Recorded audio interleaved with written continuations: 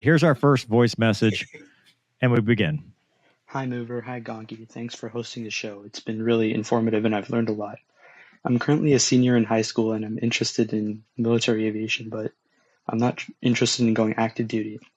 I plan on studying engineering Valid. in college, so I was wondering how practical is it to fly in the Guard or Reserve while still working a full-time job? On a side note, I thought this would be pretty cool to share. Through my grandfather, who was a colonel in the Indian Army, I actually got to sit in the cockpit of a flanker in a MiG-21 at the local war memorial. So I just thought that would be cool to share. Thanks for hosting the show. I've really learned a lot. Hell yeah. Hi That's Mover, hi awesome. Gonki. Thank Oh, wait, we're on a loop. We're really screwing this up tonight. Well, first Edit of that all, part out.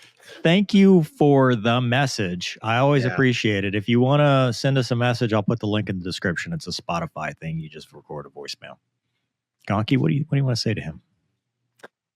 Yeah, smart kid, doesn't want to be active duty, and he's in high school. So Well, so if you don't have anything else going on, I wouldn't say don't do it. Active duty, it's the same thing as anything else, right? Do it 10 years and get out. Do it 10 years. That's true. Which ends up being 12 because you got 2 years of pilot training, 10 years of your commitment. I thoroughly enjoyed my 10 years of active duty. I would not change one thing. But it sounds like you have a life plan, even at a young age like that. That's awesome. So, what was his actual question? I forgot.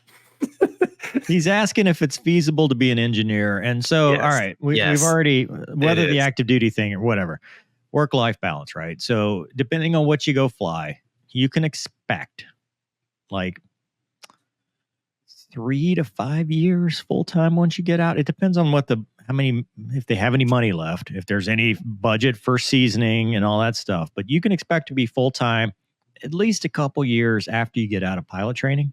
And then once you graduate all that, then it's maintaining currency and being available for upgrades. So, as you're a young person, 10 to 12 sorties a month, that's about 8 to 10 days a month, depending on how often you fly. Sorry, dude, go ahead. I was going to say just 8 days a month. You can expect 8 days a month, 2 weeks a year, plus deployments, plus all that stuff. It's easily doable. You're just going to have an employer that honors you, Sarah, which by federal law they need to. But like if you're in a fighter unit, you need to live locally. I mean, it's very hard to commute as a young, inexperienced person and be good in the jet. You're going to have to live locally and spend a lot of time doing it. Heavies, I don't know. Maybe you can get away with a lot less. Go ahead, Gonki. I'm sorry. Yeah. So last month, I was helping a couple of guys and gals who are basically doing what you want to do. So one of them was an engineer who builds the Patriot missile battery system, and he was getting ready to start his training as a CISO, right? So basically, was that a systems operator, a backseater in the Air Force? Systems officer. It's the new Wizzo. Sorry. So, and then the other Batman. And then the other guy I was helping, he is an engineer at Boeing in St. Louis, and he just finished the Pegasus, the KC-46 B course, and for the Pegasus, he would have to go full time to get his quals, which, like Mover said, it depends on how extensive that is, a year, 2 years, 3 years, whatever. And then after that, he's a traditional reservist. So both of those guys had their civilian engineer jobs and then got flying slots. And like Mover said, due to USERRA, they're going to have to honor their request to step away from their civilian job to do military service up to 5 years, right, Mover? Is that? Yeah, but some types of days don't count, like That's right. Training or whatever doesn't That's count right. against the time. I'd also point out some employers, like airlines, will not pay you. They just give you your 401k for the days you're away. Some employers actually pay your salary while you go do mil. It's actually a good deal financially. Yeah. And then like Mover said, once you get your quals, then you can kind of pick and choose. Typically, most units have, it's 1 week in a month and then 2 weeks a year. If you're in a flying billet, you're going to get additional days because, like Mover alluded to, especially as a fighter guy, just to stay safe, semi-proficient, you need to fly more than 2 days a month, basically.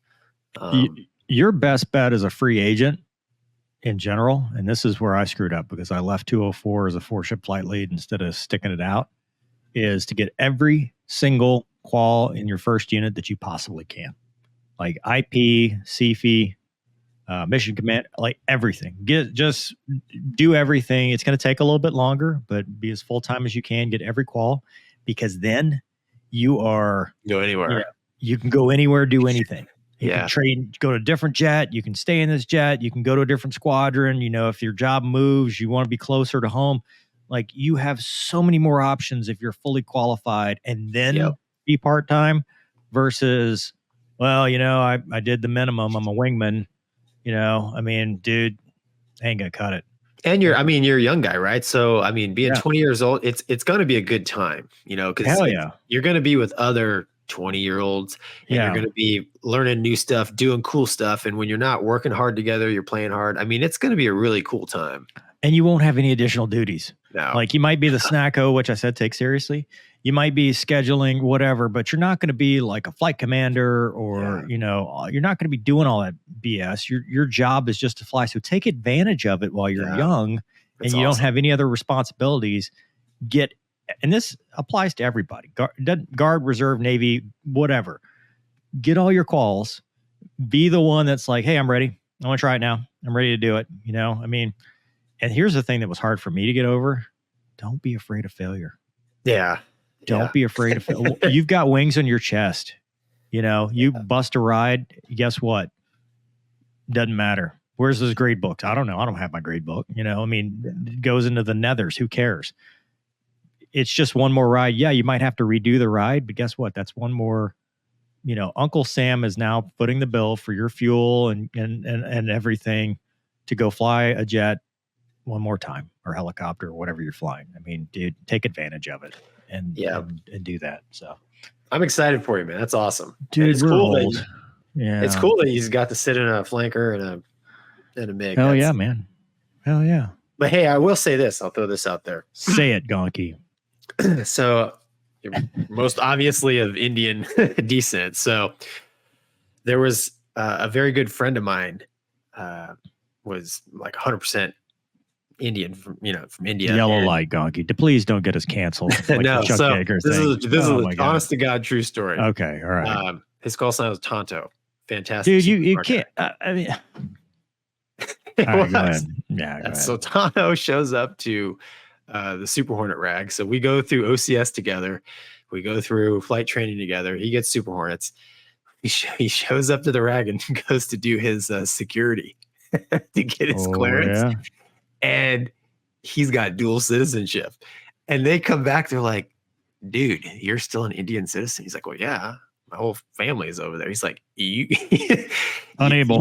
You have to. Yeah. So he had to literally go to the embassy and renounce his Indian citizenship. And what's funny is, like, I had buddies that were still back in the VTs at Kingsville. And they're like, dude, we just had an AOM, and the skipper came in and said, all right, is anybody in here not an American citizen? That's such a military thing, dude, too. It's like, wait a minute, you're from where?